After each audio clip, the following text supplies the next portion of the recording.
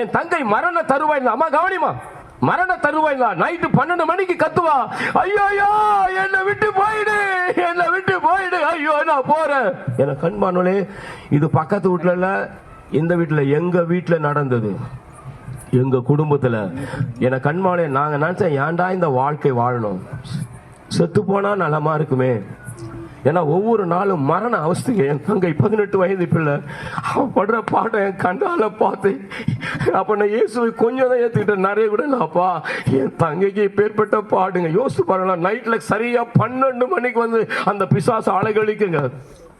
எங்க வாழ்க்கைய வெறுத்து போயிட்டேங்க, நிம்மதி இல்லைங்க. நான் சொன்ன ஒரு வசனம், வருத்தப்பட்டு பாரம் சுமக்கிறவர்களே நீங்கள் எல்லாரும் என்னிடத்தில் வாருங்கள், நான் உங்களுக்கு இளைப்பாறு தருவேன் சொன்ன தெய்வங்க. அவர் ஒருவர் மாத்ததான் உன்னை விடுதலையாக்க முடியும். எப்பேற்பட்ட பிரச்சனைங்க, தலையா மூழ்கி போனாலும் இயேசு இன்றைக்கும் உயிரோடு இருக்கிறார். அவர் உனக்கு விடுதலை தர வல்லவராய் இருக்கிறார்.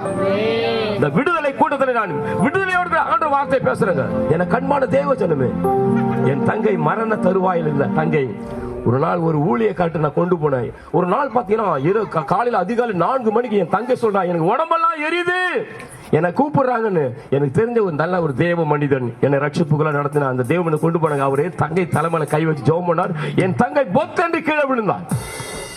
நான் நினைச்சேன் செத்து போயிட்டா. 2 நிமிஷம் கண்ணை மூடி அப்படியே அமைதியா இருக்கும். எல்லாம் அவங்க வீட்டுல எல்லாரும் பாக்குறாங்க. அடுத்த காட்சி என்ன நடக்குது, என் தங்கை கண்ணை திறந்தவன் என்னை பார்த்து அண்ணா கூப்பிட்டா. ஹல்லேலூயா.